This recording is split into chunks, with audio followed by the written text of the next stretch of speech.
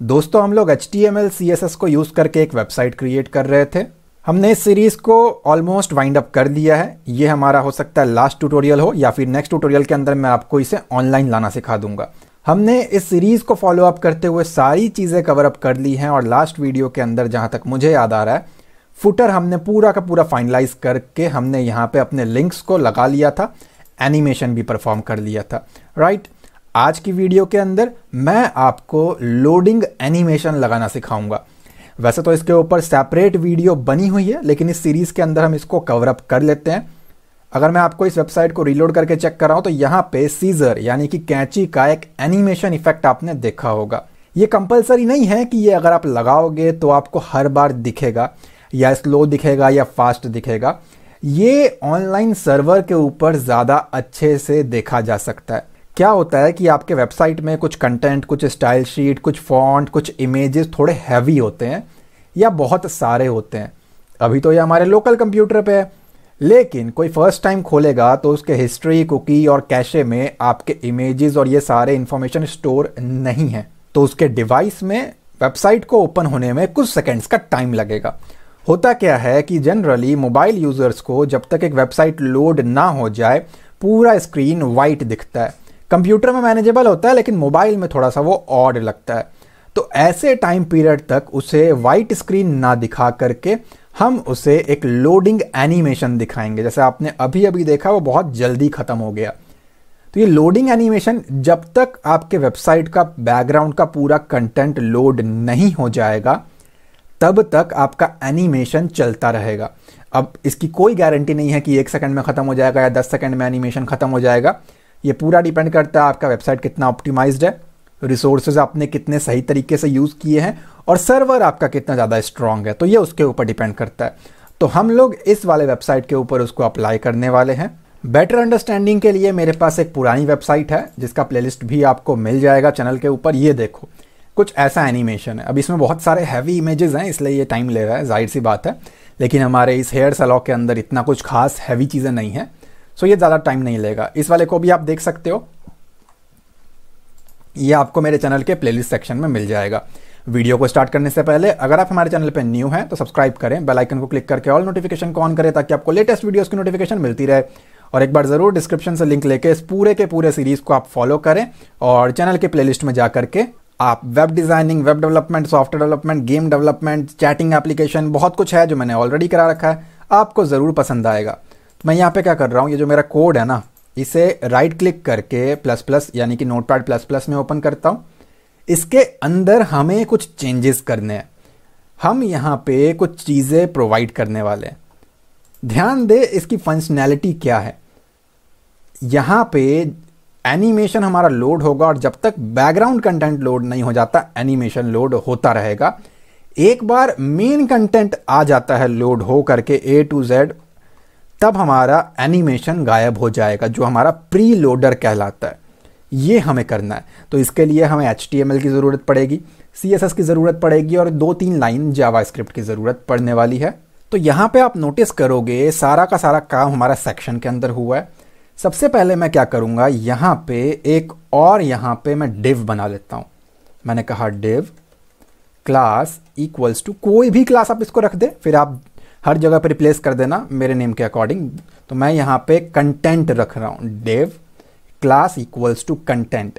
ये कंटेंट कहाँ जा कर के एंड होगा, सबसे लास्ट में।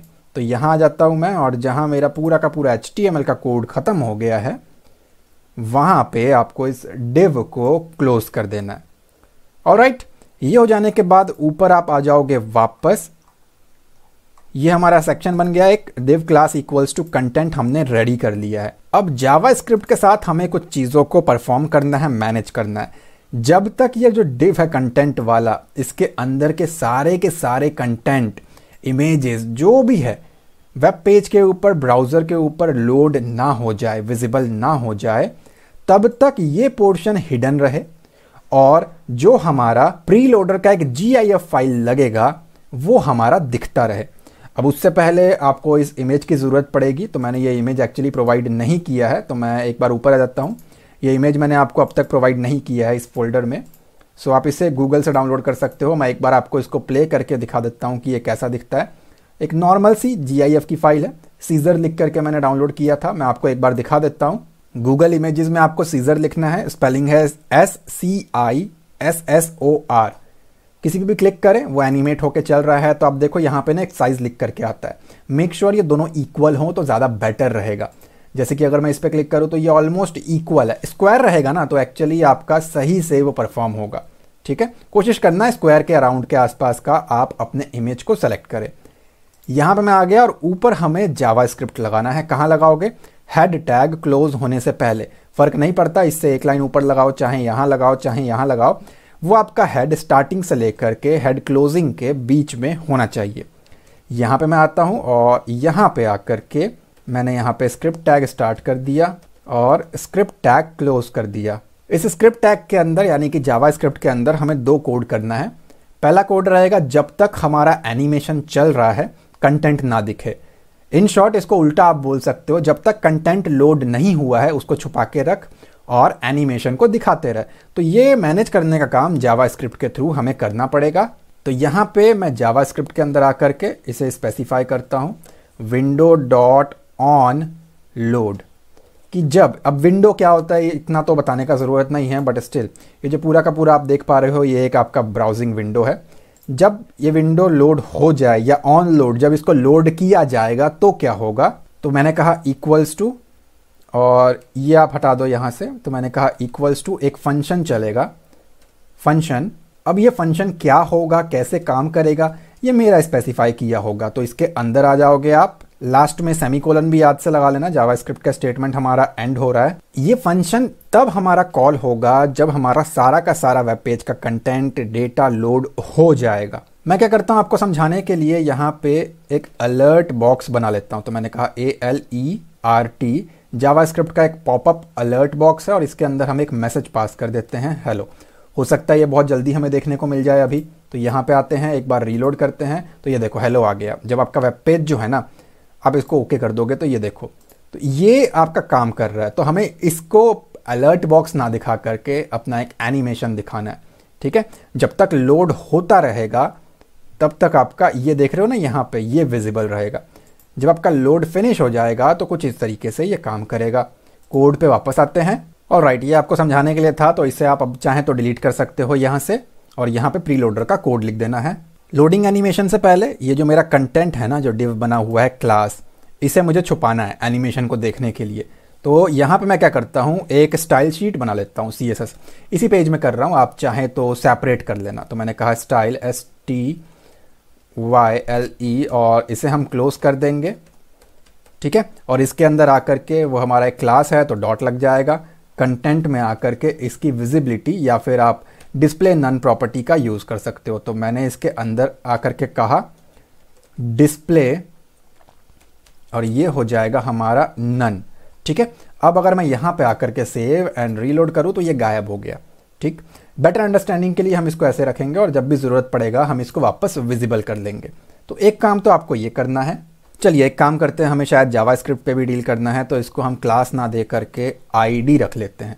ठीक है, तो ID दे देता हूँ मैं इसको और यहाँ आपका हैश आ जाएगा।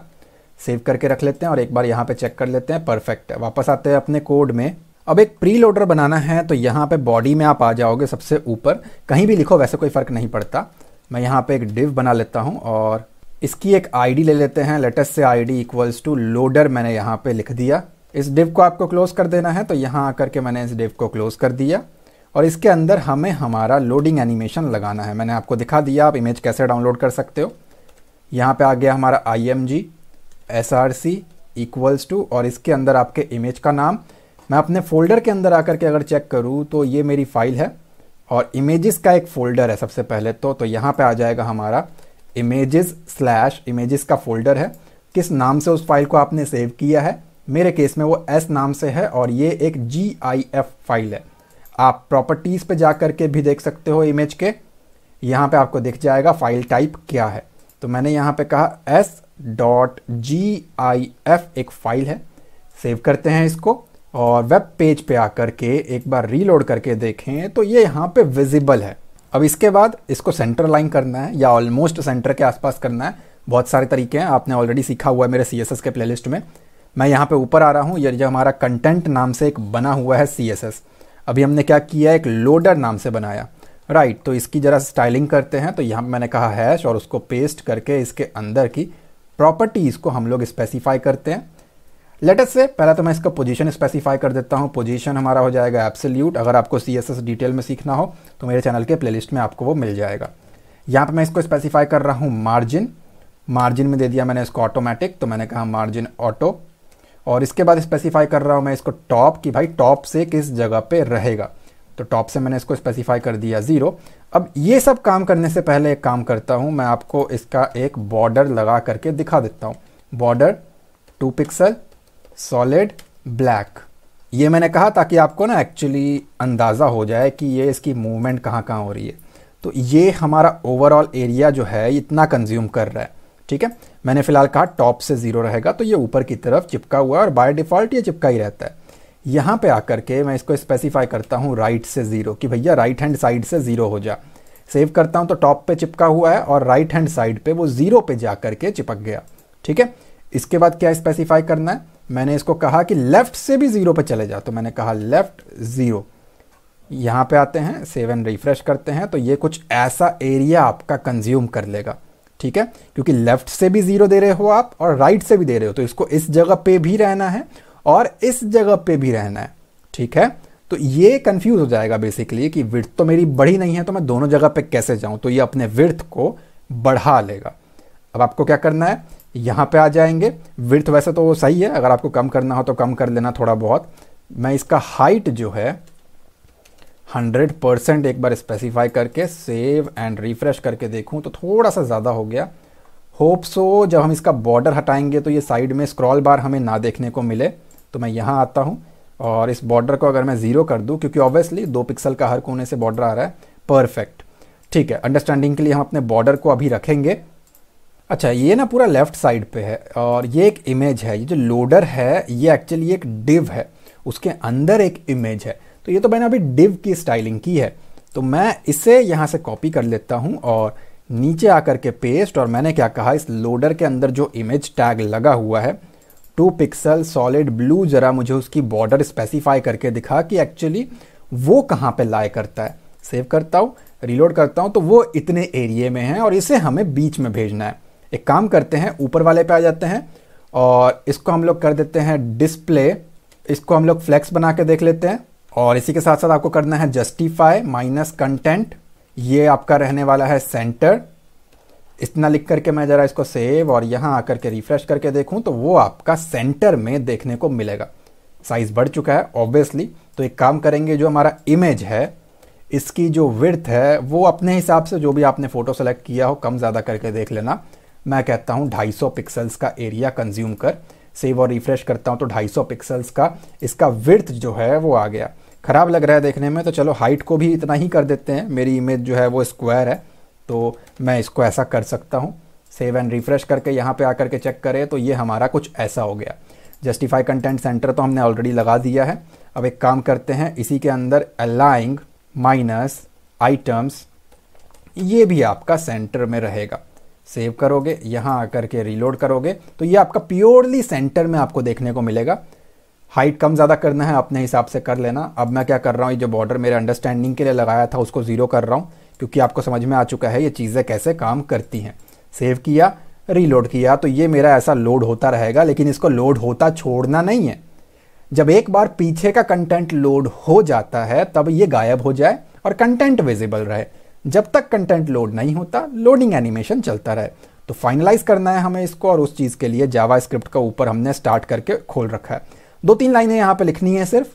यहाँ पे आपको लिखना है document dot gate element by ID.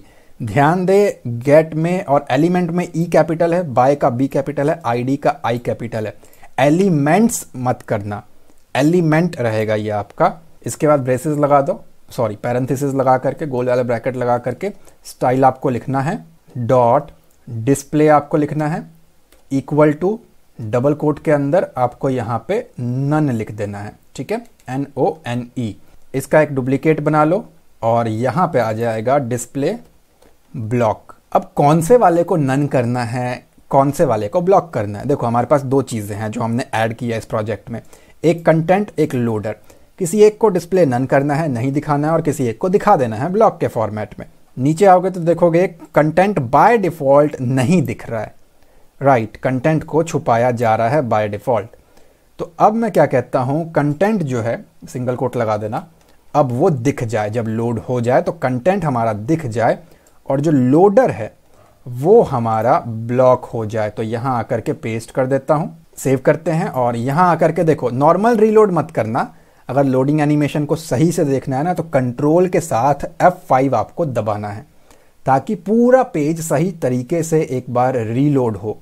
तो देखा आपने, वो आया था।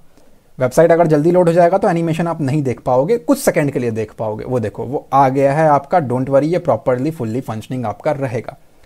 तो ये इस तरीके से काम करता है। मैं एक बार इसे कट कर देता हूं और मेरे फोल्डर में आकर के दोबारा से इसको ओपन करें। वो देखो एनिमेशन हमारा चला और वेबसाइट लोड होते ही वो गायब हो जाएगा। कंट्रोल F5 से आप इसकी टेस्टिंग करोगे तो वहाँ पे आपको सही तरीके से इम्पैक्ट देखने को मिलेगा, और अगर नहीं मिलता है तो आप वेब पेज को कट करें और दोबारा लोड करके उसको देख सकते हो। कुछ इस तरीके से आप अपने वेबसाइट पे एक लोडिंग एनिमेशन लगाते हो। उम्मीद करता हूँ आपको ये समझ में आ चुका होगा। अगर ये वीडियो आपको अच्छी लगी है तो प्लीज़ लाइक करें और कमेंट में अपना फीडबैक ज़रूर दें। एक बार ज़रूर चैनल के प्लेलिस्ट को जाकर के देखें, यहाँ पर मैंने एक रेस्टोरेंट के लिए भी एक वेबसाइट बना के दिखाया था, और भी बहुत कुछ है जो आपको पसंद आएगा। फाइनल ईयर के प्रोजेक्ट्स के रिलेटेड काफ़ी कुछ यहाँ पे मैंने ऑलरेडी सिखा रखा है। चैनल पे न्यू है तो सब्सक्राइब करें, बेल आइकन को क्लिक करके ऑल नोटिफिकेशन को ऑन करें ताकि आपको लेटेस्ट वीडियोस की नोटिफिकेशन मिलती रहे। मैं मिलता हूँ आपसे अगली वीडियो में। Thanks for watching guys.